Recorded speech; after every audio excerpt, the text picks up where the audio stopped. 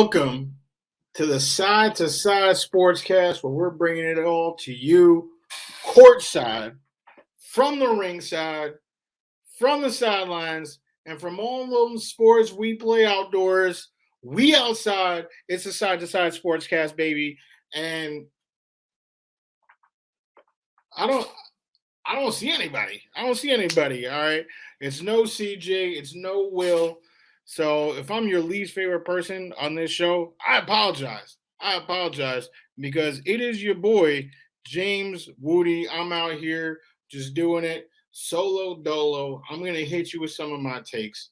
All right. Never fear. James Wudi is here. I'm hitting you with some of my takes. And I'm gonna hit it with you. All right. I'm gonna hit you with it. I'm gonna hit it with you. And that's what we're doing tonight's episode of Side to Side.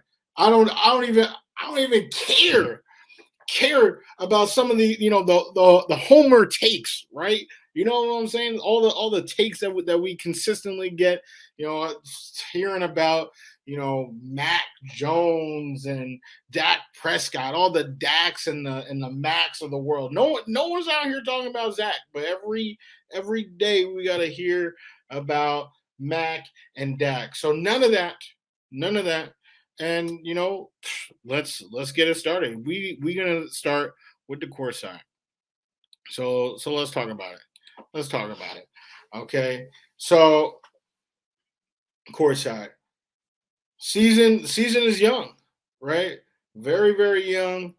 But it's always fun to guess who's going to be the MVP, right? At the end of the year, that's always the most important award, right? Who is the MVP? Who is the greatest, right? We talk about, some of the best players to ever play the game. That's how success is measured, right? Is with that MVP award. Obviously, before the championship, right? Obviously rings, right? Rings matter most. But the MVP discussion is a big one, and it's never too early to start it. So let's get it started. I feel like there's only one answer. If we are actually picking an early MVP, so it's probably fitting that I'm the only person here, so I don't have to hear someone say a name that's undeserving, because there's only one name.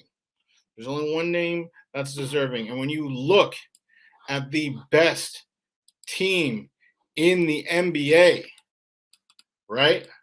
And then you look at their best player, a man who's actually no stranger to this award. He might have won it, a couple of times in the past. He might be pretty good and right now in the midst of his best season and literally leading his team by himself. Will Gaddy before said he was white hot, and he has not cooled down. There's only one man that I could possibly be talking about, and that is the chef himself, Chef Curry. Ooh-wee! I'm telling you, boy, that man is still cooking. He is my pick, the one and only pick for way too early MVP favorites. Now, I know, we can go with, someone from the East, right? We can go with like a KD, right? Because the Nets are doing well. We can go with, Jimmy Butler, right? Because of the Heat. I don't even know. Is DeRozan? DeRozan is the pick from the Bulls. Is that the case? Or, are there some votes for, Levine? I feel like that team just has so many, so much contribution coming from so many different places that I don't even know if there's a runaway MVP candidate like the way that for the Nets it would be KD and for the Heat it would be Jimmy Butler. Another team, right, that hasn't literally surged. They weren't even in the playoffs. Now they're second in the league right now are the Suns. So, I mean, Chris Paul, Devin Booker, what's going on? Is, are they contenders? And maybe they are. Maybe every person, including Levine and DeRozan, are contenders. But in a world of actual contention, they're pretenders because it's Steph Curry. How there's no way you can tell me that it's anybody but him. I mean, he is on pace to break his own astronomical record for most 3-pointers in a season. And I know, yeah, that's just threes. Even though, I mean, like the next person is like 200 threes less than him. But all right, let's forget about that. I mean, what he's done with that team, both ends of the floor, shooting well, defending well. I mean, best record in the league. They don't even have Clay. They don't even have Wiseman. They're not even at full strength. Best player on the best team. It is Steph Curry one more time. And he's already been here. He already knows what it's like. He's already tasted what it's like. And if you guys don't stop him, if he remains healthy, then he's about to taste it again, right? He's about to taste it again. So that's all I gotta say about that. There's no other contender. There's no other contender. I'd like somebody out there to name. No, never mind. Because you guys can't do it. So another thing I want to talk about. We staying with the courtside because I don't know if you guys saw. We're not ESPN, but we do break some news sometimes. We do release news. So Luke Walton was fired. I don't know who saw it coming. Definitely well deserved. But what other coaches are on the hot seat right now in the NBA? I got a guy who's now backstage who might be able to answer the question. So, ladies and gentlemen, please allow me to welcome my co-host, the one and only Will Gaddy Jr. What's up, ladies and gentlemen? We here courtside, and to talk about these coaches on the hot seat. Just felt like I dressed like a little coach for a second, right? But let's talk about who in the NBA has toasted buns right now. That's what I like to call it. When you're in the seat and the seat is hot, you got toasted buns. Luke Walton had toasted buns. And Wudi, I know you don't like this, but you as a very passionate LeBron James hater, no, stop. You don't like LeBron. When LeBron went to the Los Angeles Lakers and Luke Walton got fired, everybody blamed LeBron. Apparently, Luke Walton was like the next coming of Pat Riley, and LeBron got him fired. But what did Luke Walton do when he went to Sacramento? He did absolutely nothing. Now, you know what I found out today, and everybody out there, you can Google this to validate this stat. Luke Walton is actually, by winning percentage, the second winningest coach in Sacramento Kings history. That is how pathetic that organization has been. Obviously, Rick Adelman is their greatest coach of all time, but second to him in terms of win percentage is Luke Walton, and he is now looking for a job that he may not have. There's a couple more coaches that are on the hot seat, and we might as well just keep it in LA because people are about to blame this on LeBron, but Frank Vogel, a championship winning coach, yes, you are on the hot seat. Now, why are you on the hot seat, Frank? Because look at your roster, right? Now, I don't think it's all your fault, but your boss is going to blame it on you. You have 3 players who are on last year's team. You got LeBron, AD, and THT. They are the only 3 players who were on last year's team. The year before that, after you won a championship, you massively turned the roster around again. You brought in Dennis Schroeder. You brought in Montrezl Harrell, right? You brought in a host of shooters, or so-called shooters, I guess you could say. That didn't work. Then this year, you revamped the roster again, and the team is 9-9. Frank, You've been questioned for your roster rotations. You've been questioned for your ability to lead the team when things are not going well. And your team, the Los Angeles Lakers, led by LeBron James, and also you've got Anthony Davis, a top 75 player of all time, according to the voters. And you've got Russell Westbrook, who is also a top 75 player of all time.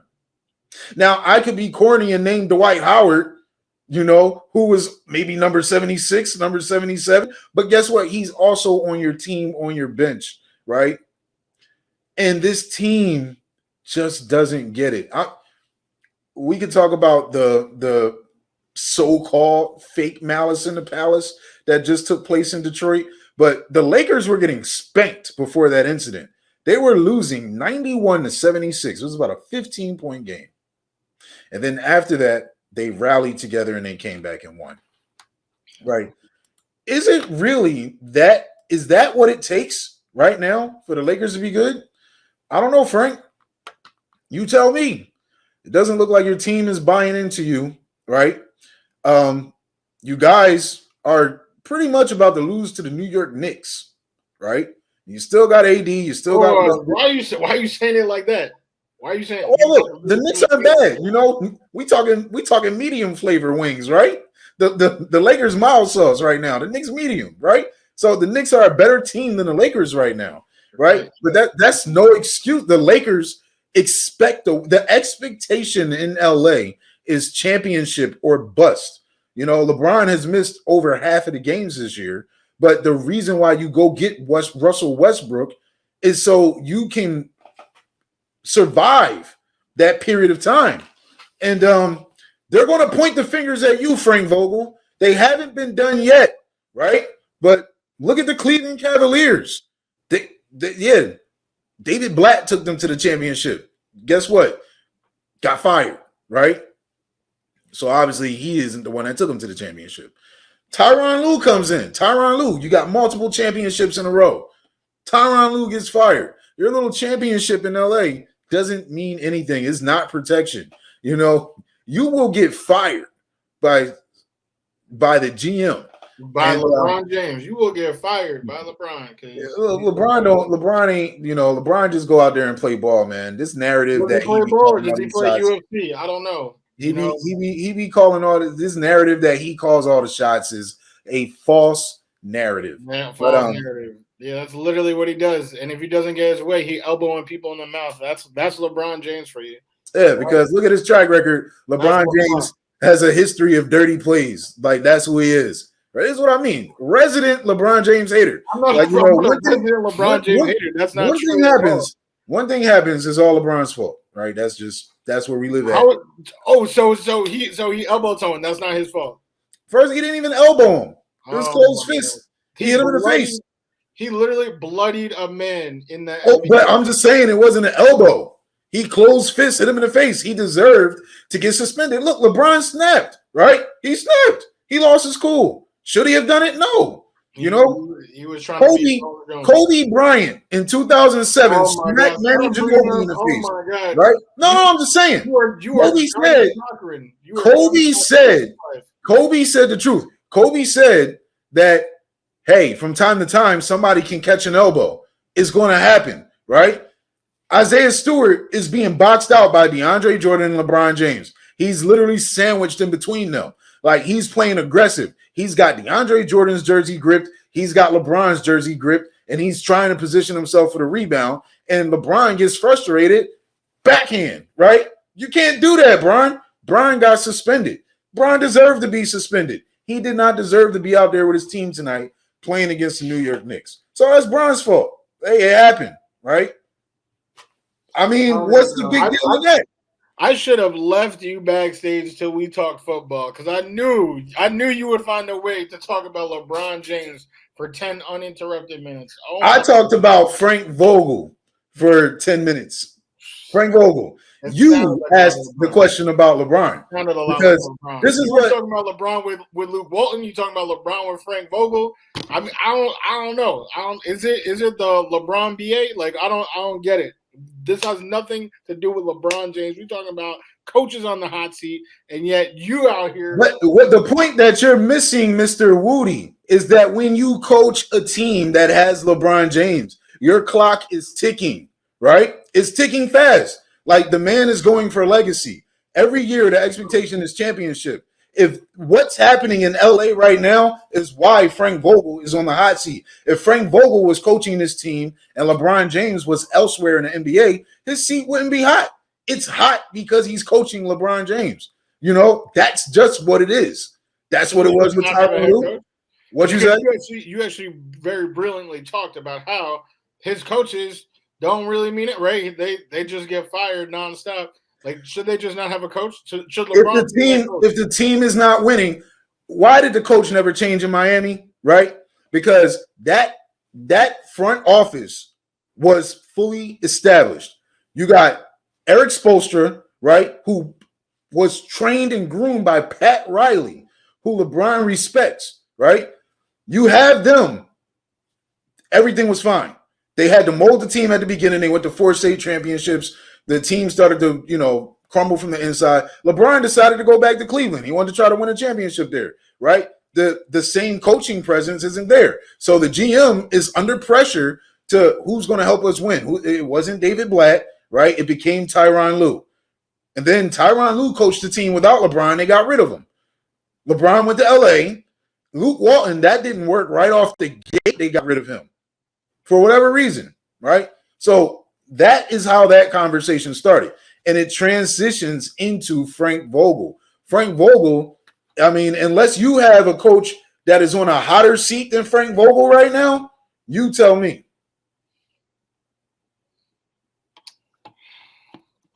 I don't think you can do it. Whoa, what are you serious right now? Oh, go ahead. What do you mean? Go ahead. I'm telling you right now. Frank Vogel, first of all, his seat shouldn't be hot. He's dealing with the whole. Shouldn't be and is are two different things. Okay, all right. I'll stop right there. I don't know if it is.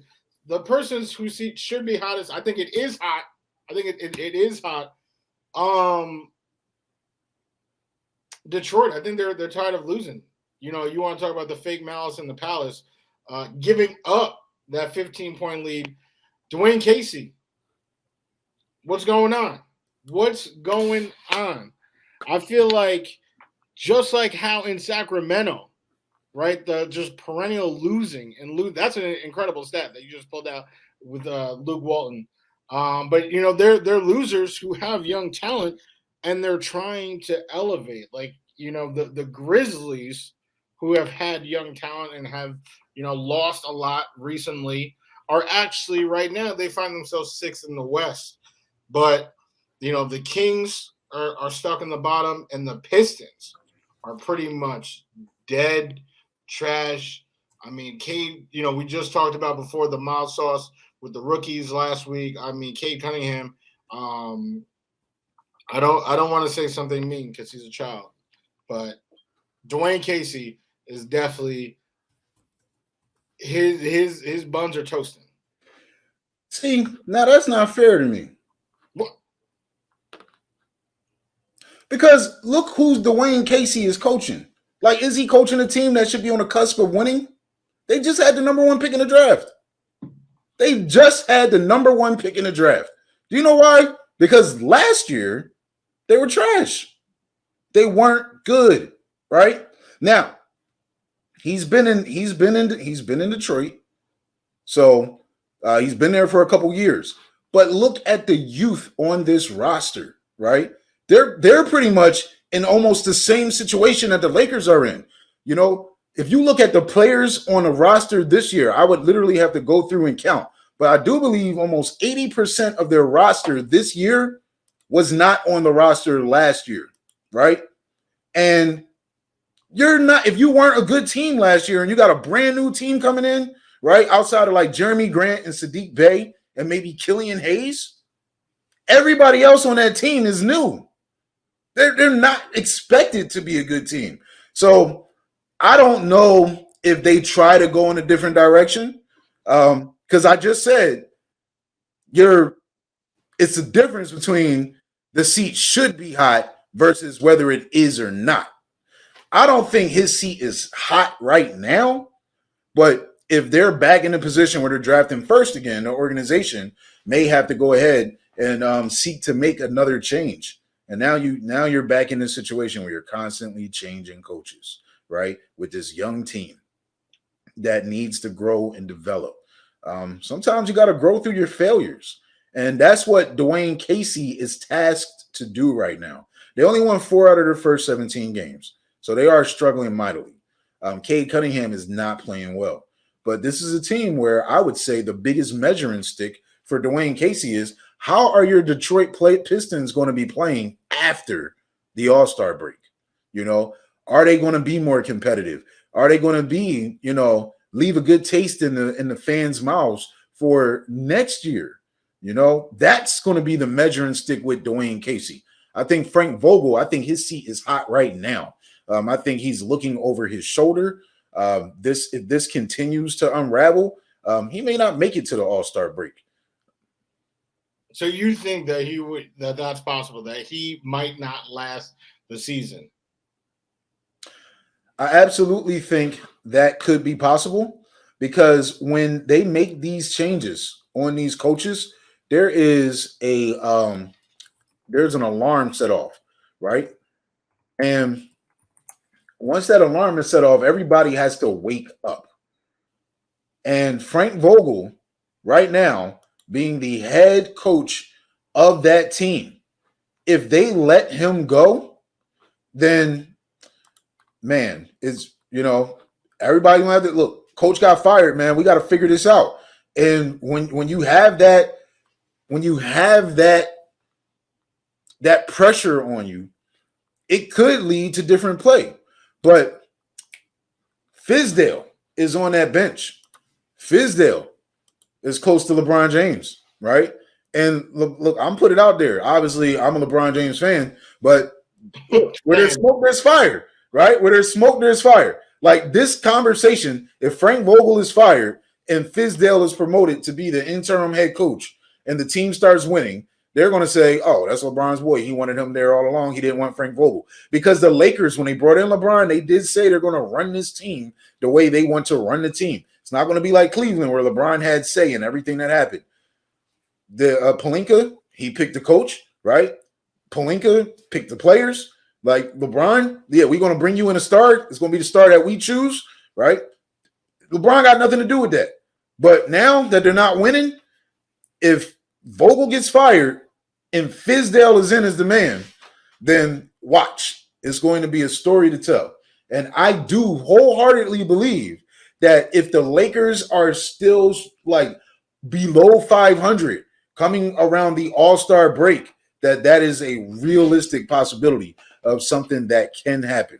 And I don't think it would be the right thing to do, but I think it would be the thing that is done.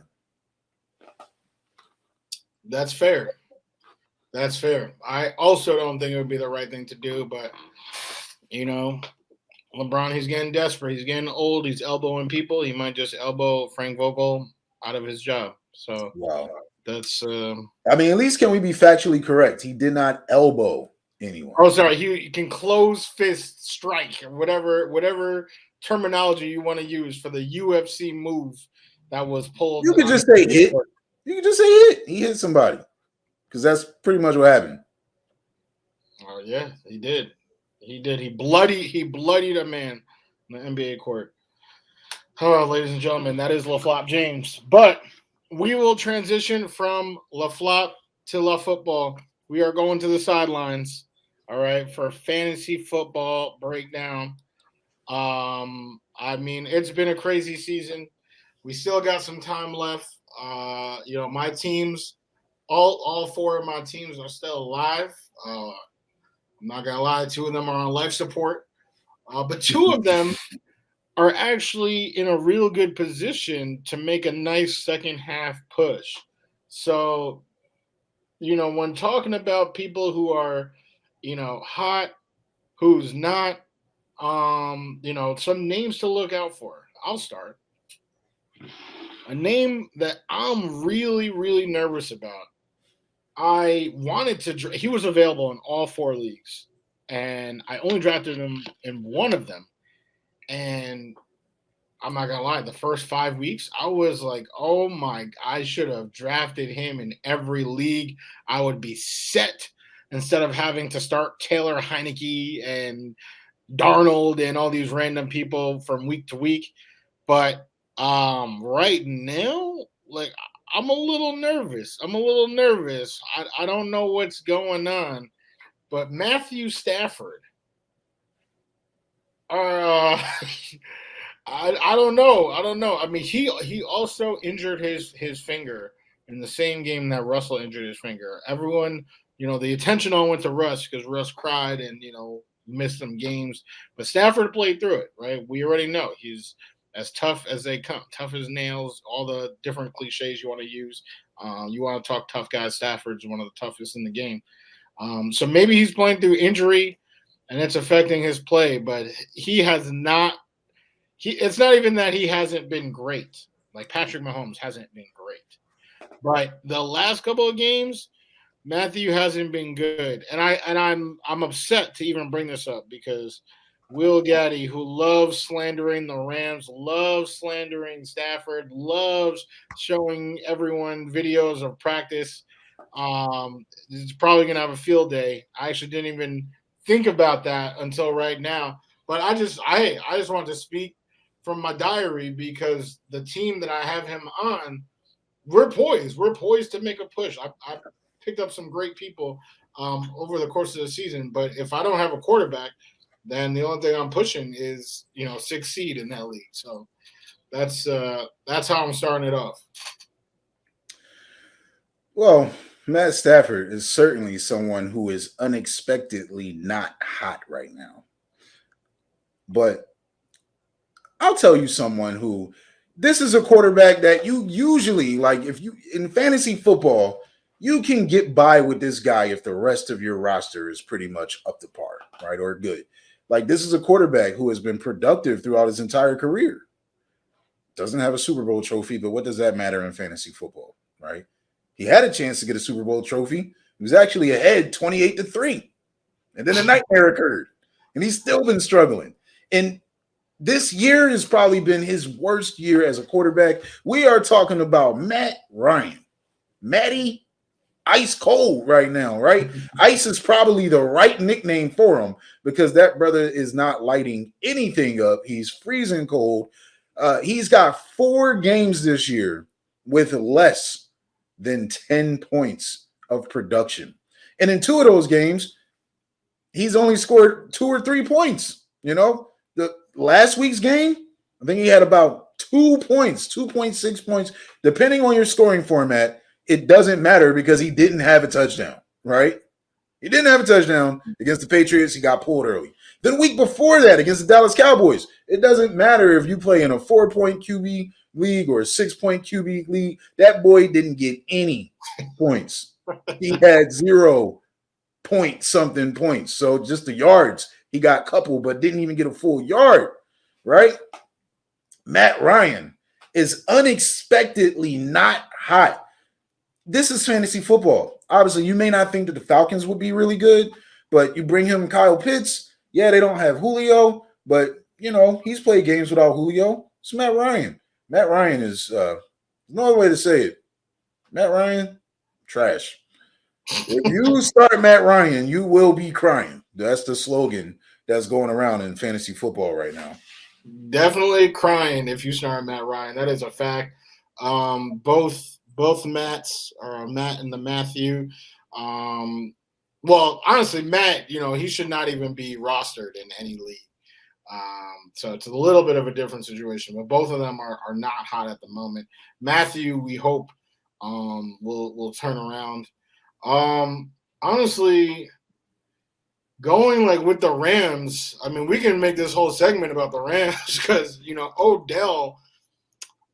Now, I don't know how many people were expecting Odell to like be, I don't think anyone was expecting, those rookie season numbers, but for him to be as useless as he's been, I think that's unexpected. I drafted Odell in that same team, actually, that I have Matthew Stafford, only the one out of 4. I got Odell. I didn't want him, but it was like at the point, like I want to say it was like 7th round, and his ADP was like 4th. So I was like, like the value here is just so good. I can get him, or I can get like I don't even know, like Curtis Samuel. And that's actually another person who's kind of on this list. But Odell has literally been non-existent for fantasy, and his dad has done his part to try to show the world that it's not Odell. It was quarterback play, but he didn't have the best debut. People do definitely overreact over 1 game, 2 games. So his story is definitely not over yet, but it is not looking good. I don't know when we'll be able to start Odell with confidence. It is actually possible. It is literally possible that Odell cannot be started with confidence, like, again. That's actually possible.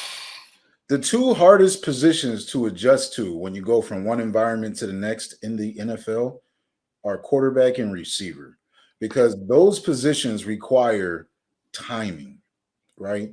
It requires an understanding of an offense. And for the receiver to run a route, the receiver has to know that where the ball is going to be placed before they're even finished running their route. And the quarterback has to trust getting the ball to that spot based on how they both read the coverage. And this is technical terms, but it translates into fantasy football. So I didn't expect Odell to just come to LA or should I say go to LA? It's not like I'm there. But I didn't expect Odell to go to LA and rip it up in like less than a week because he got traded at the deadline. No, that's absolutely not going to be happening. They just had a bye week. But now they come off the bye week. Odell should be a lot more comfortable with the playbook. They're probably going to target him, right? And he's a momentum guy. Can he get a touchdown against Green Bay? If I had to put a bet on it, I would say his highest percentage of scoring a touchdown is this week against Green Bay, because they're going to try. They just traded for him. They are going to try to get him in the end zone. I don't think they're going to over target him, but Sean McVay's got to play, and that play is going to be executed. This may be like a 2-catch, 16-yard, 1 touchdown game. I'm not saying he's going to rip up the Packers, right? But I think they're going to get him in the end zone this week.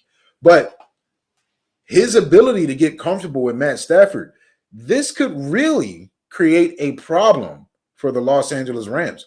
How much are they going to force this? And I do agree with you to an extent, Wudi, that can you start Odell with confidence? I say no. You have to wait and see how it goes. If he's on your bench that 1 week that he goes off, you should feel confident about putting him back in there. Because if he does go off, they're probably going to try to continue on that success. But the upcoming opponents for the Rams, you're in Green Bay. It's going to be cold. I don't think he's going to have like a big – they're going to stick with what they know. It's going to be Cooper Kupp is going to continue to runneth over, right? Jefferson may get involved in this game since Woods is out. Odell is not going to be heavily targeted. I do think they got some type of play to get him in the end zone, and I would not be surprised if it happens. Then after Green Bay, they're going to back to LA to play Jacksonville, right?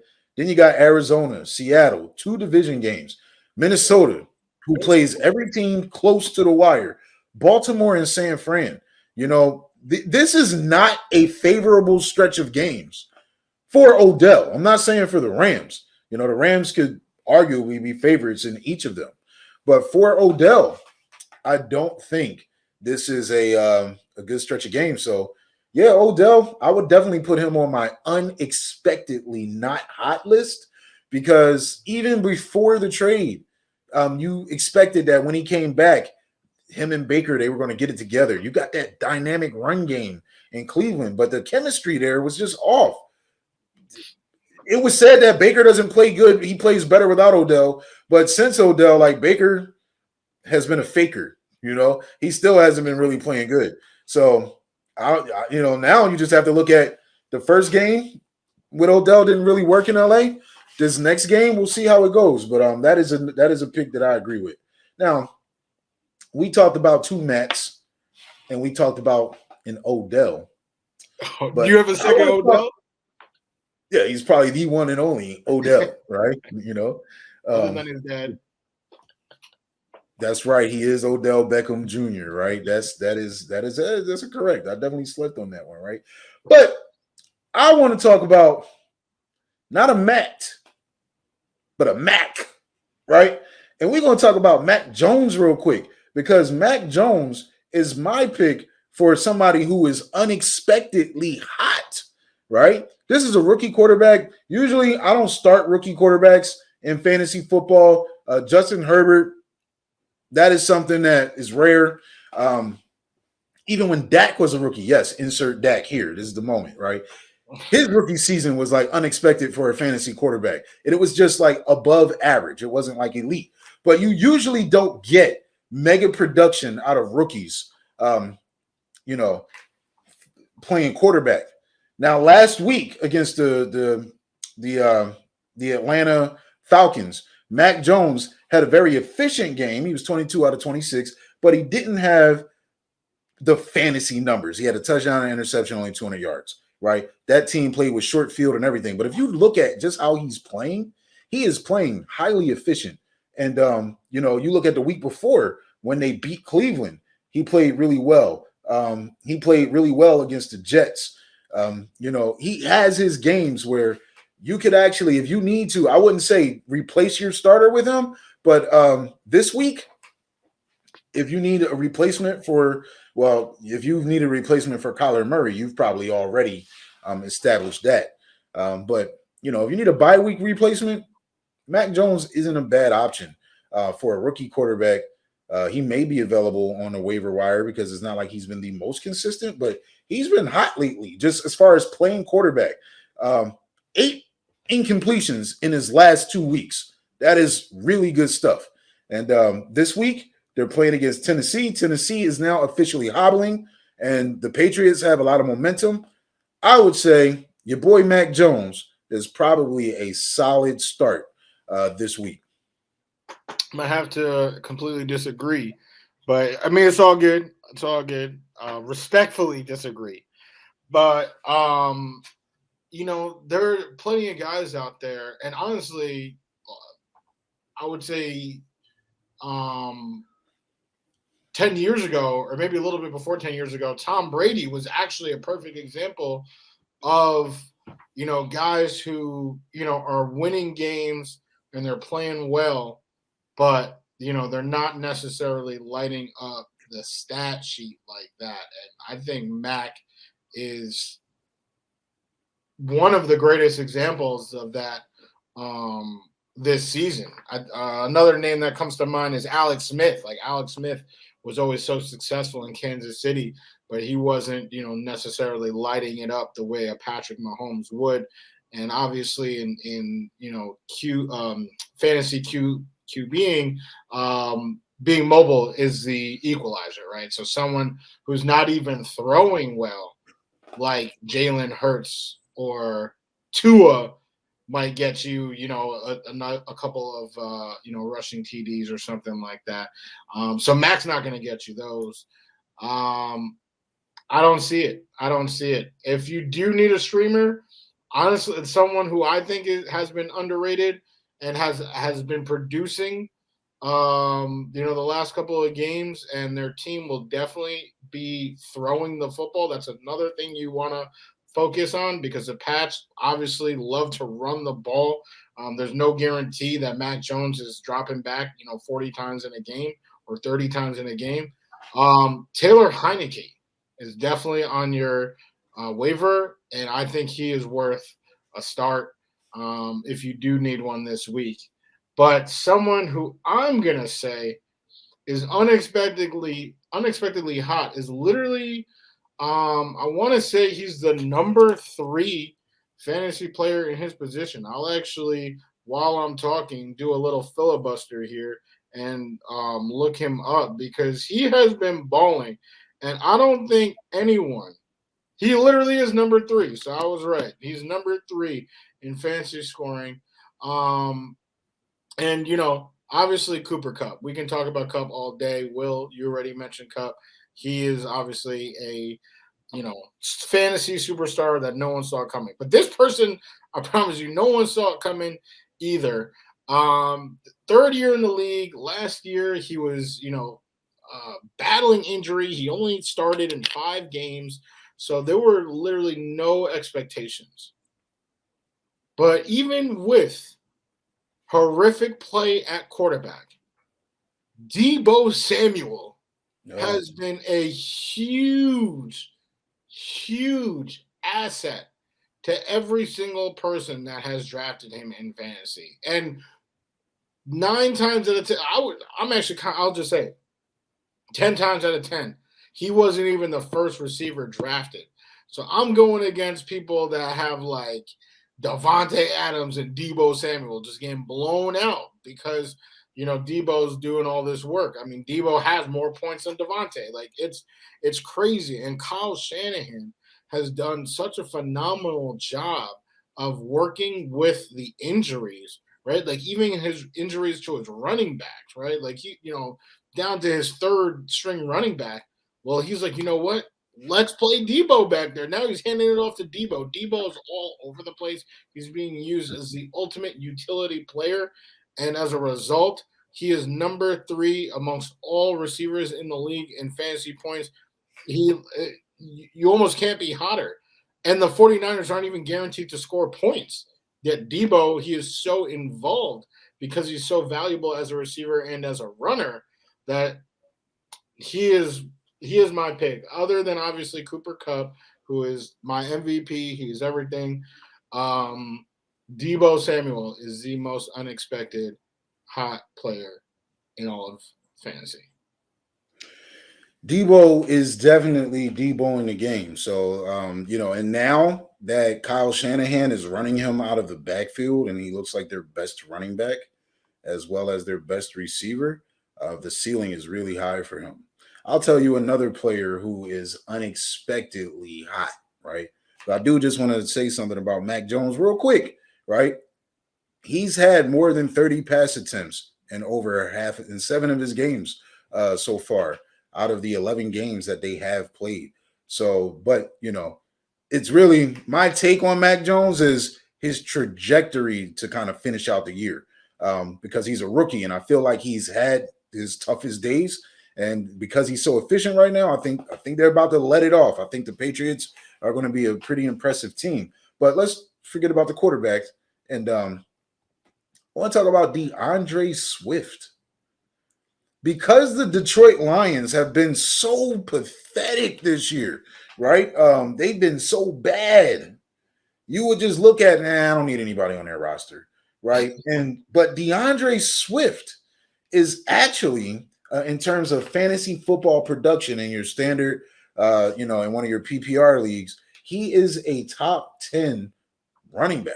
I think he's 7 in points and back-to-back weeks of over 130 yards rushing on a team that you just assume is going to be getting dominated. He's had at least 3 receptions in every single game this year and over 5 in all but 4 of them, I believe. That is the case, right? So he is really contributing from a fantasy standpoint, unexpectedly hot, and I didn't really pay attention to it until I was playing against him. I looked at my opponent, I was like, DeAndre Swift. Then I was looking at his numbers and I was like, oh wow. I was like, he is actually producing, right? And then he put up 20 on me. 20. Yeah. Put some respect. He put up 20 on me. He just put up 20 on me. So he is my pick for unexpectedly hot this year. But this has nothing to do with unexpectedly hot. But if you just want to you passionate football fans out there, if you really want to know how good Derrick Henry was doing this year, he is still 3rd amongst running backs in fantasy football points. And he hasn't played in several weeks. King Henry. That's what I'm saying. The only king I've ever known, other than Triple H, just King Henry. Me personally, I've never called a professional athlete king. Only people who are obsessed with athletes do that, but that's another story. Oh, so you've never called an athlete king? I never ever Oh my called God. the person that you're thinking about the king. I You've don't do never that. said that. Never, not once. He could be my favorite player, but I don't. That's his nickname. I don't be like, oh, the king. Oh, no, I don't do that. You No, literally he's do LBJ. You literally do that. You never once heard me do that. I have. You have never heard me call him your king. They've both Right? heard you. Oh my goodness. You have never heard me say that because I don't do it. And then the main reason I don't do it is for a petty reason, is because the people who are obsessed with him call him the king all the time. They do it more than his fans. You call him the king more than me. We got records on the phone. Every time you refer to him as the king, your king, king. That's what you do, and you're just like all the other obsessed fans. But we're gonna keep it on the sideline. Check my phone. Check my phone. Side to Side Nation. Check my phone. What is he even talking about? La Flop, La Queen. You literally just posted in our side to side conversation when the elbow that you call an elbow happened. You said, "Oh, the king out here." ... You know, that's the first thing you said. You what? So are you serious? When did that you somebody do that? hack my Facebook? I literally do. Are you being serious right now with that accusation? The king out here? Oh my goodness, man. Yeah, I mean it's easy. All we gotta do is just scroll. Yeah, scroll. That's all we gotta do. The king out here. That does not sound like my verbiage. Unless Derrick Henry is out here, unless Triple H, the king of kings, trying to play the game, is out here doing something. I don't. That doesn't sound like me. So while you're scrolling, and don't worry, I'm not changing the subject. We're ready. We're like, go ahead. So while Will is scrolling till eternity, another unexpected. It's probably my last one. But I think he's hurt. I mean, he was hurt last week. I don't know if he's playing this week yet. But Cordero Patterson has been a journeyman his entire career. When he was drafted by the Vikings, there was a lot of promise. Like, they were really excited because he's a gadget guy. He's extremely fast. He was a great returner.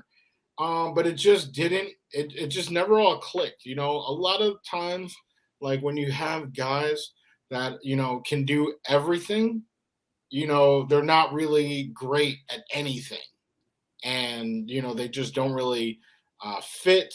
And that's been the story of Cordero's entire career. But somehow, some way, while the Falcons actually thought that they had their running back in Mike Davis, who filled in admirably for Christian McCaffrey last year, Cordero found a way to carve out some playing time in Mike Davis's watch. And then he was catching some balls out of the backfield. And now he's been the full-time back. Cordero Patterson has literally been a top 10 running back in PPR leagues this year. And not one person, including Cordero himself, was expecting that. He actually might be the most unexpected, right? Because at least Debo, had talent. Cooper Kupp had talent. Like, they were drafted. At least they were drafted. Cordero Patterson was not drafted by anyone. He was a waiver wire pickup, but he has been a key. He might actually be a fantasy winner if the right team picked him up. So that's probably my last one for the unexpected fantasy. That's a great one. I mean, outside of the last 2 weeks, because he's been injured, and against the Cowboys, there was no need to really run the ball. He didn't do much that week either.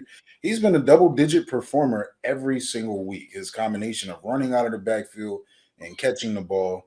I would say if I had to give an award to who is the most unexpectedly hot player thus far this year, it would definitely have to be Cordero Patterson, right? That is for sure. Now, who's not hot? Just one more for me. Somebody is tailing off. He didn't have the worst game, but you have to be concerned that his production is basically just going to be touchdown reliant, right? And I'm going to have to say Leonard Fournette. There was a stretch where Leonard Fournette was really the bell cow in Tampa. He was getting the carries. He was getting 20, 22 carries, 15 carries. He was getting goal line carries, right? But he seems to be falling out of favor. Only 21 carries combined over his last 2 games for a total of 82 yards, right? No touchdowns. But he's still heavily targeted in the passing game. But Ronald Jones carries is starting to come up some more right now.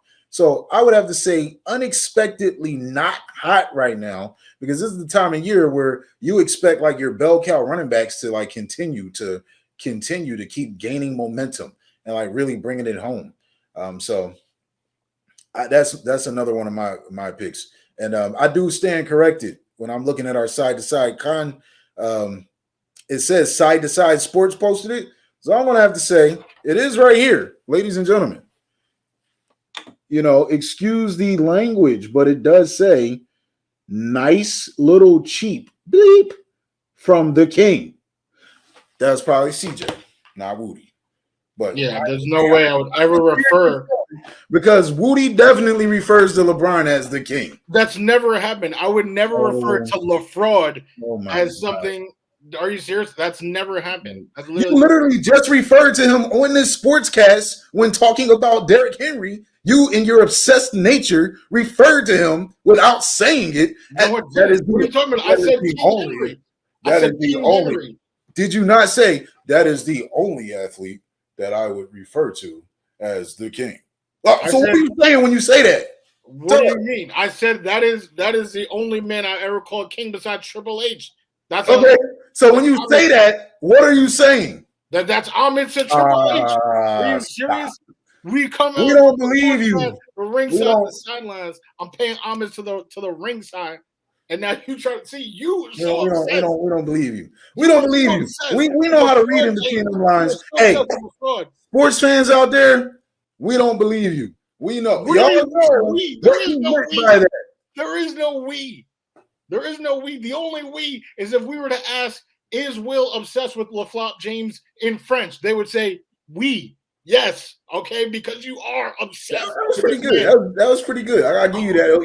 Off the top of the dome, that was actually fresh. I like that. But it's still a fraudulent comment. That's not true. Oh, my God. Because we know. But anyway. All right. So, I still can't believe it, but yes. So I've been exonerated. Thank you to everyone. Just exonerated. I feel great. We can move right along to the stardom, sit-em. I feel like I had something to say with your last unexpected, but we can move right along. Okay. So, you're talking about you had something to say about Leonard Fournette? Oh, yes, I did. Because I do want to fight Bruce Arians. Last year I had Ronald Jones, and that's when they picked up Lenny, and I'm like, what are they doing? What's going on? Ronald Jones is killing it. Like, he had that 97-yard TD, like he, was killing the game. And luckily Ronald was able to perform well and keep his job. But then in the playoffs, they were literally saying playoff Fournette, right? They kept saying that, playoff Fournette, and he had a really good playoffs. So this year I was like, ooh, Lenny took that job, so let me take that. So I picked up Fournette, and he's been incredible. He's literally been incredible. He's been a rock on my team. And now, like you just said, now all of a sudden Ronald is coming back in. And they did split early, but Ronald, I think he fumbled either once or twice. That's what always does Ronald in, man. As soon as they try to give it to him, he drops the ball. Literally drops the ball. So I was like, all right, now. But I did see last night, because I watched the whole game. I actually watched the Eli and Peyton version. But I watched that whole game, and I was like, why is Ronald Jones in? What is he doing? Why? So Bruce Arians, get these hands, man. I'm gonna have you looking like, I'm not even gonna say it, but for real, you gotta get these hands, man, because you gotta stop playing with these running backs. You gotta choose one. You gotta choose one. Okay. That team is looking pretty good, but I need Lenny. If I lose Lenny, that's a huge loss. And then I got David Montgomery and and Cordero Patterson, but who knows if Cordero's gonna play? I don't even know when he's playing next. So I do want to say about Leonard Fournette that when you were just talking about him, my thought actually it actually slipped my mind. Man, you started him anyway. I'll circle back to Leonard Fournette. I want to tell you my stardom. Okay. Because he was once a sit-em. He went from sit-em to stardom. Miles Sanders, are you serious? Nope. I still don't trust him. In fact, I released him when he got hurt, and somebody else picked him up and played him against me and failed. Right? I mean, he had a decent game. He did. He fumbled. Yeah, he fumbled. Right. And but it looks like they are committed to running the ball in Philly right now, and we'll see if I regret that drop. But I needed to drop him because I had injuries and he wasn't doing anything.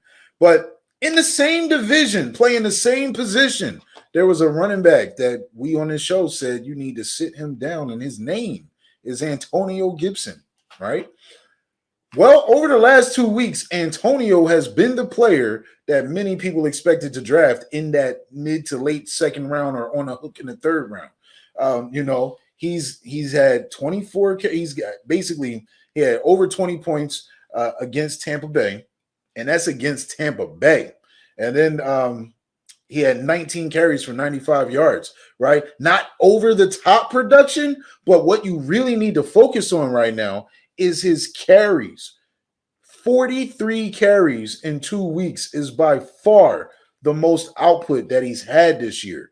It takes a 3-game stretch for him to rival those carry numbers. So we're getting late in the year where Ron Rivera, who is a traditional old school coach, believes in running the football. And that was a great win they had against Carolina.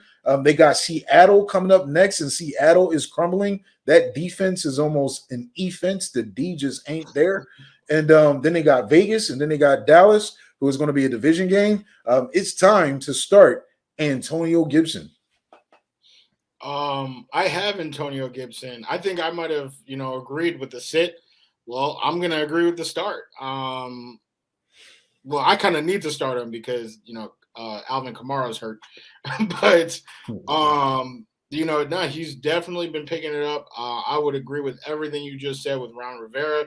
They're finding their groove. Honestly, Washington, the whole team, or the whole offense, because the defense is still figuring stuff out without Chase Young. But the offense, Taylor Heineke looks like, he's ready. He's ready to prove something to somebody.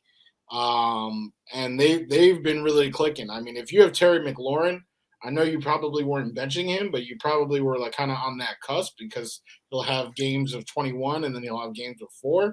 But he is must start as well right now. I would definitely say that. So good pick there. My stardom, definitely not unanimous. People are going to probably roast this pick, but I'm going to do it because I personally am starting him on that same team with Antonio Gibson. It's Antonio Gibson and this guy. And here's the thing about this guy. This guy, I want to say it's been like 2 full years since this guy was like a viable fantasy starter. But he is 28 years old. That's not old. It's not. That's not. The few times I've seen him this season, he has shown burst and quickness, some of the things that had him be a viable starter, 2 years ago. But, he just didn't have opportunity. Well, guess what happened? The starting running back got hurt. His ankle. He's out 3 weeks. And now there will be more than enough opportunity for Tevin Coleman to pick up the slack for the New York Jets. Now, Michael Carter was actually a huge contender, but I don't even know if it was unexpectedly because a lot of people in this area, at least like the Northeast, I feel like Michael Carter was kind of on their radar as someone who would have an opportunity to win the job and be a starting running back. But in the last 4 games specifically, starting with the Mike White era of week 8 and week 8 only, starting with that week, Michael Carter has been a stud. Like that week against the Bengals in a full PPR league, he had like 37 points. I mean, his all-purpose yards have been over 100 multiple times this season. He was finding his groove. He even had a really good game against Miami, but now he's hurt, and now there are carries, there are receptions, there are a whole lot of opportunity that could actually be split between Ty Johnson and Tevin Coleman, and both of them could actually be successful. But my reason for picking Tevin is because he's the faster, he's the more explosive, and he's actually more familiar in their offense. He was just in San Francisco with Mike LaFleur running the plays that Mike LaFleur is now operating. So I do think Tevin is the guy to go with here. And all he needs is a little bit of room, man. He can still run. This is not a Le'Veon Bell situation. I'll tell you that right now. So that is my start. I'm starting him with Antonio Gibson. I would never tell you to do something I was unwilling to do myself. I'm starting Tevin Coleman. Ladies and gentlemen, the take from a Jets fan. Tevin Coleman.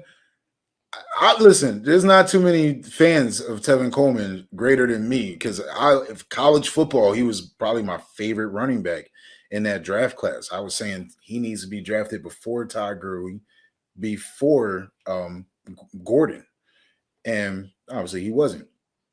But if it wasn't for injuries, I think he could have been a very good running back in this league.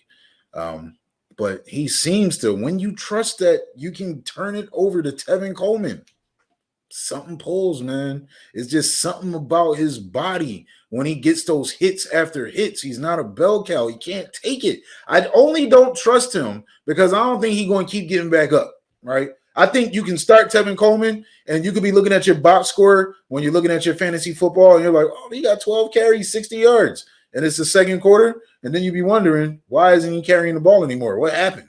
Now Wudi will be watching the game. He's a Jets fan. He doesn't miss it. But for those of you who are just watching your score, what's going on with Tevin? And then you see that big O next to his name. Out. Out. Return questionable, right? And then he out for a few more weeks. That's just why. And look, I'm telling you this not because I want to see him get hurt, but I always wind up taking Tevin Coleman. And when he's ready, I always put him in there. And I'm speaking to you from experience that the boy, when you just expect him to go, all of a sudden, a Devontae Freeman is born, right? Mm-hmm. All of a sudden, Matt Breida is killing it in San Fran. Matt Breida's killing it all of a sudden. Why ain't you killing it, Tevin? Because something's killing you, man. And I hope that you're right, Wudi. I hope you're right. I want to see Tevin do good. I do want to see him do good. Now, another player here that I want to bring up as far as a stardom, and this is rare for me because I'm not really the biggest believer in this guy. He always seems to kind of sell you short, but you know what? I want to tell you who I was saying, but I'm going to renege on it that fast because I'm going to just tell you. So just in case you're curious who I was going to say, I was about to say start Sammy Watkins. It is because the injuries in Baltimore have really amounted, right? I think Lamar was out for sickness. He didn't feel good. He'll more than likely be playing this week.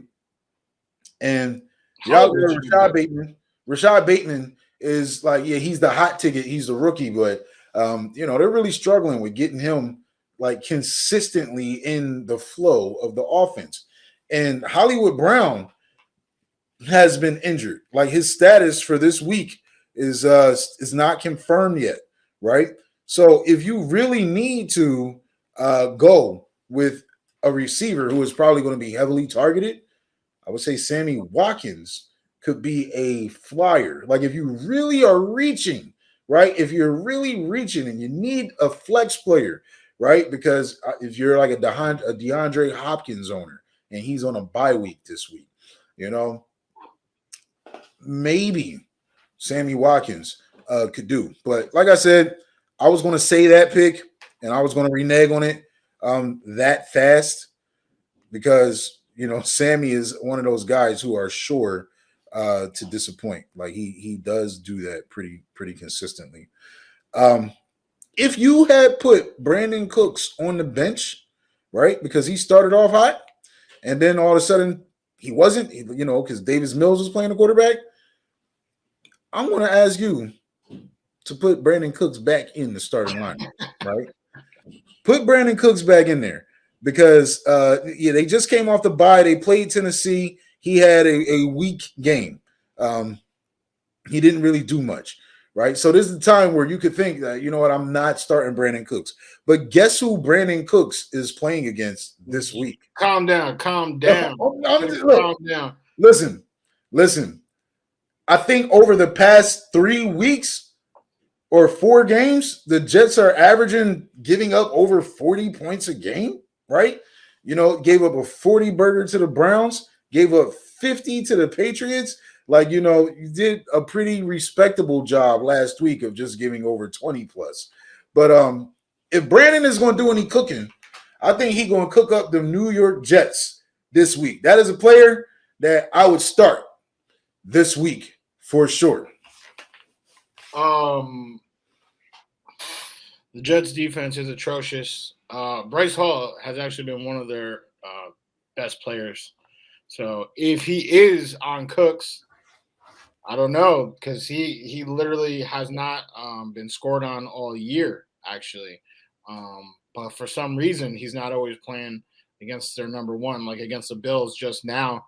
Brendan Eccles was on Stephon Diggs, and Eccles got hurt. He's actually now on IR. And instead of putting Bryce Hall on Diggs, where he should have been from the get-go, our backup actually played on Diggs, and Diggs proceeded to have 8 catches for 167 yards and a TD. So if Bryce Hall is on Cooks, I apologize if you started him. But if he's not, then, oh my God, you might get 35. You might get 35 from Brandon Cooks. Just like 3, 70-yard TDs. So that's my opinion there. I'm going to go with the sit-em. And this is someone who I think or myself and Will Gaddy, I think we both like this guy personally. I think, think he's a good guy. I think he's a good quarterback. Will definitely thinks he's a good quarterback. And that's why I drafted him, actually. I was like, you know what? This is a good guy. So, this is what I'm going to do. And he's been okay. He's been okay, but I don't think he's going to have a good game, like literally for the rest of the year. So I picked up Cam. Now I'm in a bad spot. I'm in a bad spot because now I feel like I have to do the carousel QB thing. When I thought that I was okay with this guy. I had this guy, and I can't even remember the other QB that I have because I've already dropped him because he was garbage. But Derek Carr has lost everything. He's got people in jail. He's got people that's been cut. He's just lost it. Darren Waller, he's good. He's clearly good. I can't say he's not good, but I don't think he's ever been the type of hype that people give him. I don't think he's ever been at the level of hype that, he receives.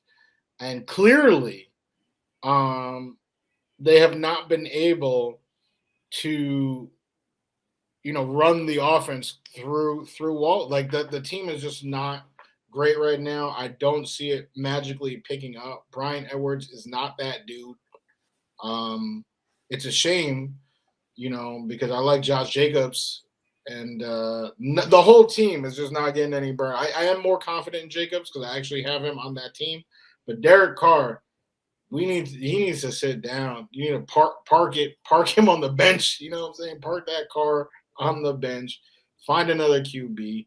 I had Cam, and Cam was great this past week, but like that is clearly no guarantee. I think he threw for 180 yards, so it's he's pulling 2019 Jimmy G numbers. So I can't even be confident there. If he doesn't score a rushing TD, he's useless. So I don't know what I'm going to do with QB. I might have to sign up for a league or something and draft myself. I don't know what's going to happen, but all I know is that Derek Carr is not the answer. I gotta say. Man, I would start Cam. If I was in your predicament, Cam is the man for me. Listen, Cam, if you got to really take a look at what he just did. Cam was out of the league all year.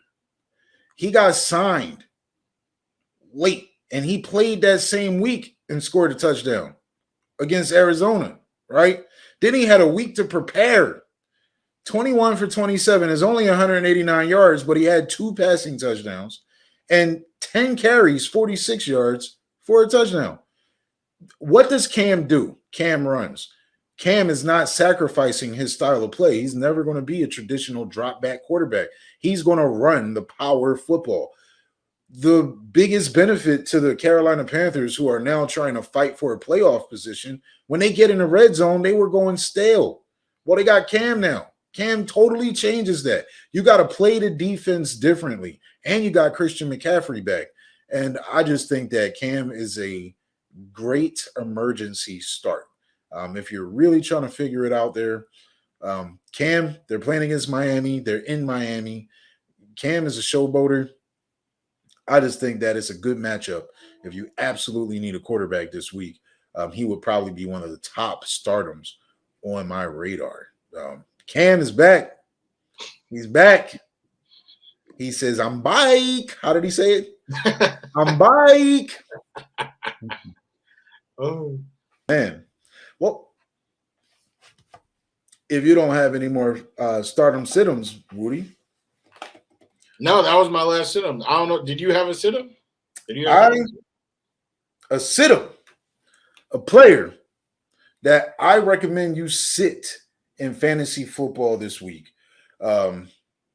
Unfortunately for me, I got to sit him. And it's only because the uncertainty is that he may play. But even if he does play, I wouldn't play him. I think he is going to play this week. But it hurts me to say, you got to sit CeeDee Lamb. Mm. He had a concussion, and he passed the concussion protocol, and he's going to be out there against the Raiders. But because it's a Thursday game, and you just don't know, how much they're going to – all he has to do is take one hit, and he could be back on the sideline. Coming back from a concussion that fast, I'm just saying it's not safe for your fantasy football. It's not safe for him as a human being, right? But he'll probably be out there. But if you can find a better replacement for CD this week, I would sit CeeDee Lamb and start someone else for sure. That's my take on that. A good guy to really start this week is Jerry Jeudy. You're coming off a bye week. He has always been supposed to be the most targeted person in that offense. He's just been coming back, just been feeling out, coming back from his injury. They're coming off a bye week, and I think Jerry Jeudy is about to have his best week. But I don't want to talk about the Denver Broncos. I really don't want to talk about the Denver Broncos at all. Right? Oh my God, such a homer. I don't want to talk about the Kansas City Chiefs. And I definitely don't want to talk anymore. You wanted to talk about them all year. You had it circled from preseason. The Chiefs. Well, now that week 11 has come and gone, I no longer care about them anymore. In fact, I hope they unravel this thing and just don't make the playoffs, right? But, hey, like I said, they on top now, right? I said don't sleep on them. But I knew, I just had this bad feeling that they was going to get it together when they played against us, right? But anyway, let's talk about us in these Thursday games that are coming up. It's Thanksgiving. What are you thankful for, Wudi, in the sports world? Well, I'm thankful that I'm a proud supporter of a team that really gets to represent every Thanksgiving Oh and my god! play. All right, this, And I'm not thankful that we also have to share that spotlight with the Detroit Lions for some reason. Do you know who should play for the Detroit Lions? Isaiah Stewart, because that dude cannot be blocked, man. He's got a chop, he's got a spin, he can get through the defense. And I don't know why the Detroit Lions aren't looking into that. But it doesn't matter because he's not going to be out there as the Detroit Lions play against the Chicago Bears. Andy Dalton is back in at quarterback this week.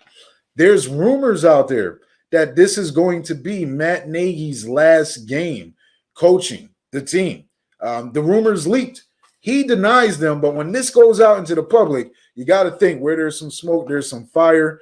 There's a lot of things going on in Chicago, and that is really the only storyline that surrounds this game. How is Chicago going to play? You know, who's going to play? We know Andy's going to be out there. Darnell Mooney is probably another guy that I would say start. 16 targets last week. They're committed to trying to get him into the offense. Like he's their big play guy. They're gonna throw it to him or he's their guy. They're putting it all in on him. So with Andy Dalton out there, I would say you can start Mooney. I don't think the Detroit Lions are going to win this game, Moody. I think they're going to be 0-10-1. And you really have to wonder if they're already the only team to go win this for a season. Are they going to do it twice? That question is really, really coming up there. Mooney, I'm sorry, not Mooney. Detroit versus Chicago. I'm taking the Bears in this game. It's going to be an ugly game. I'm going to call it 18, a weird number, to 12. I'm gonna go and say, first of all, before I say the score, actually, I just want to say, you know, at AEW when AEW went to Philly, right? The whole fans were saying, hey, Ben Simmons. They were yelling at Ben Simmons, right? That's what they were saying. Now at the Bulls games, they're saying fire Nagy. Like it was the point.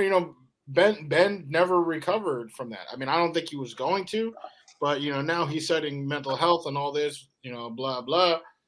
Matt, I mean, how's he going to recover? What is his team like? What is it? His team's in disarray. I'll tell you a coach who whose team is still fighting for him and still hungry. It is Dan Campbell's team, the Detroit Lions. I think that this will be their first win of the season. I'm Okay. saying right here, you have heard it from James Wudi. The Lions are going to win this game. And I'll say I can't decide if I'm going to say 17-14 or 20-17. But there's going to be a 17, and the Detroit Lions are going to win. That's all I got to say about that. That is my pick. For the second game, I mean, I would love to not hear a lengthy Will Gaddy soliloquy about his team. I'm not even going to say because I don't even want to bring out something that brings out the soliloquy. I think it's clear how I felt about the Raiders' chances coming in here. I just told you to sit Derek Carr. I just told you that there's no one out there. Darren Waller, you can try to start him if you want. I'm still going to have hope for Josh Jacobs. But the Cowboys, if the Cowboys don't win, I feel like that's a red flag. Something is awry. If the Cowboys don't win this game, that should be a smackdown. I'm expecting that one. CD or no CD. Is Amari playing? You ready? Amari is not playing. You're not. Oh, okay. So maybe not smackdown, but instead of like 31, let's say 21, 21, 21-10. That's what I'm gonna say. Cowboys. Now, this is new because this is like the first year Mike McCarthy as a head coach had like a full season. You got your quarterback, you got your running back. You may not have CD or Amari. Um, Tyron Smith is coming back, so you should have an established line. So I'm giving the clean slate, but if we were doing this sportscast 2 years ago, I would be nervous because the Cowboys can be good all year. And on Thanksgiving, they make you not want to eat your food, man. You know, because like when the Cowboys game is finished and dinner is usually ready around that time. So if you eat early, usually around 4 Eastern time, the dinner is like done and it's time to eat while you're watching the game. But in my house, we usually didn't eat till around 6:37. So when the game is like just ending, the food is just finishing. And there's been too many times. The last time we played the Raiders on Thanksgiving, they destroyed us, right? The Redskins destroyed us last year on Thanksgiving, you know? Well, obviously we didn't have our full team, but that's no excuse. It's something about this Thanksgiving game over the past decade where the Cowboys just they make you not want to eat your stuffing, man, because your stomach just be hurting as a fan watching this take place. So I'm hoping that this trend reverses this year. So far in trends, we're 500. We hadn't beat the Patriots since the 90s, and we beat them this year. We hadn't beat the Broncos since the 90s, and we lost to them this year. So it's time to win on Thanksgiving. Let's get this W, man. Let's get this W. Let's do it. If I had to pick a winner, I am going to be a homer. I'm going to pick the Cowboys to win. I fully expect them to win. I agree with what you said. If they don't win, something is wrong. I don't care if there's no CD or Amari. You know, if you got Noah Brown and Malik Turner out there as your top two receivers, I don't even think Cedric Wilson is playing this game. We might be out there without our top three receivers. Sorry, we got Dalton Schultz, right? Run the ball. Zeke and Pollard better have 20 carries. That's all I'm saying. Zeke and Pollard. We got the defensive MVP. And I'm not talking about Trayvon Diggs. He got 8 interceptions, but I'm talking about Micah Parsons is doing something that no one in league history has ever done. Not just in his first year, but ever done.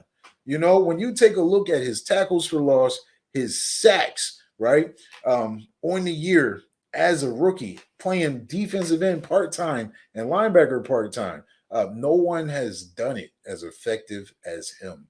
And I think he's going to get his first career interception this week.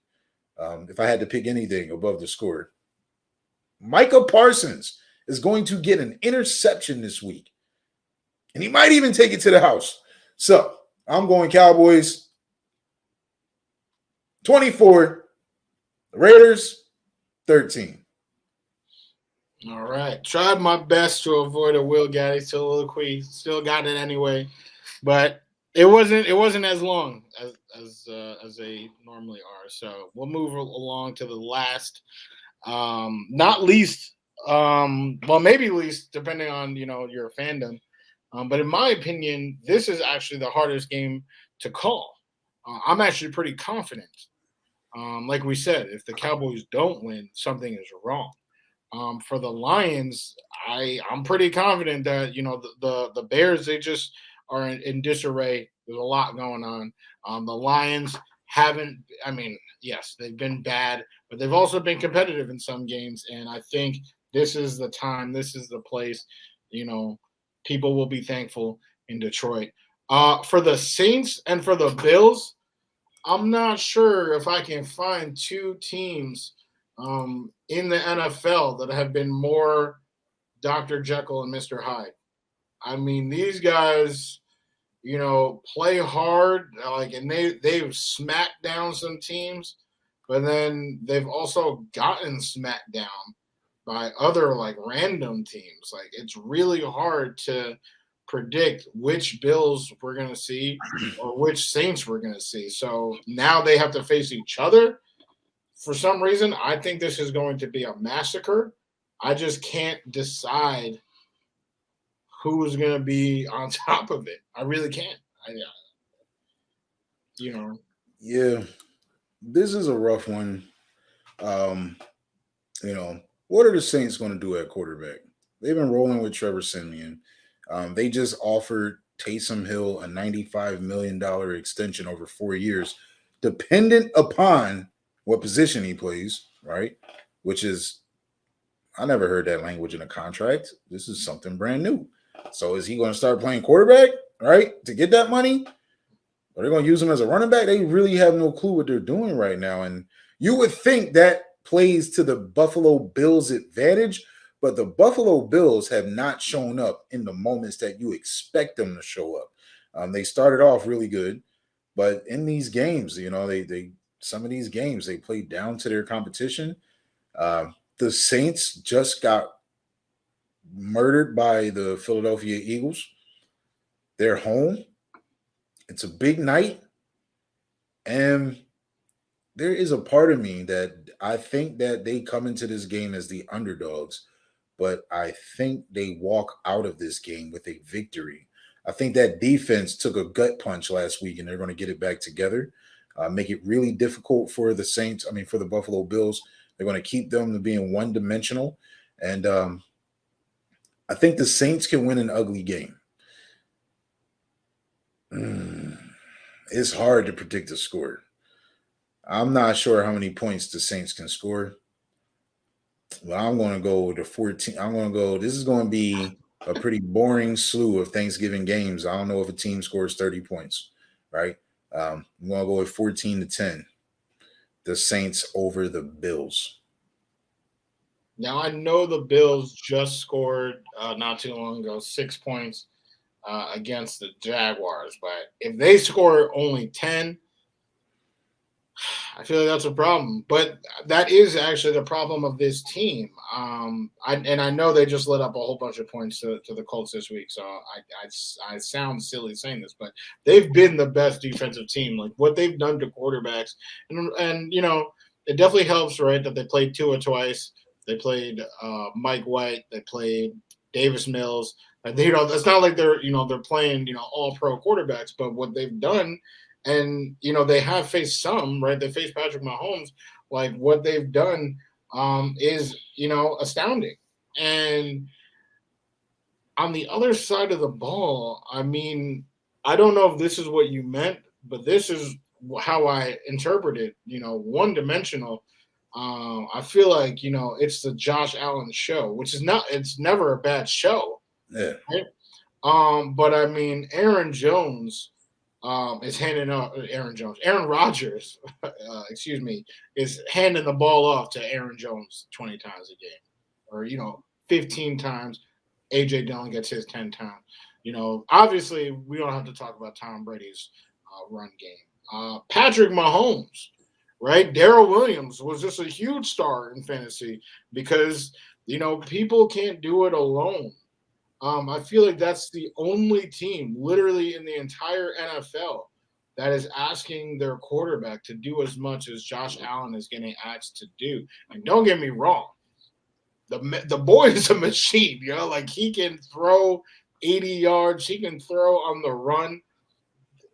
I don't know if we've ever seen, literally in the history of the NFL, someone improve accuracy in the time span that Josh Allen has somehow become an accurate quarterback. And he can obviously run. He's a big boy. He's fast. He has burners. We've seen him hurdle defenders. Every year he's hurdling somebody new.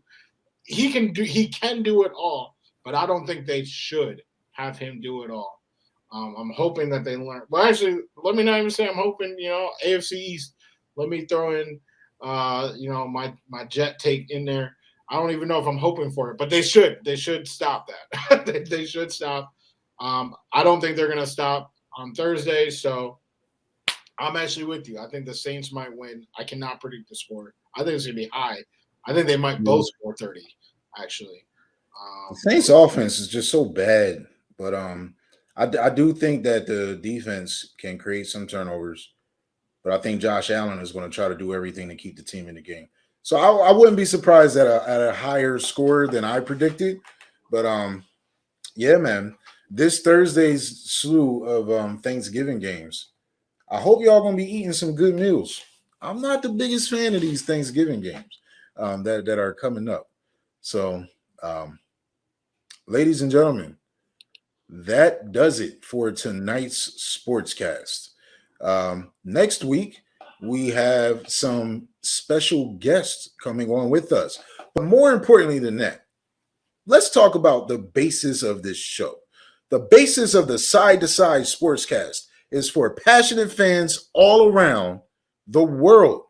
Well, let's just keep it at the nation for now. To have your voice heard.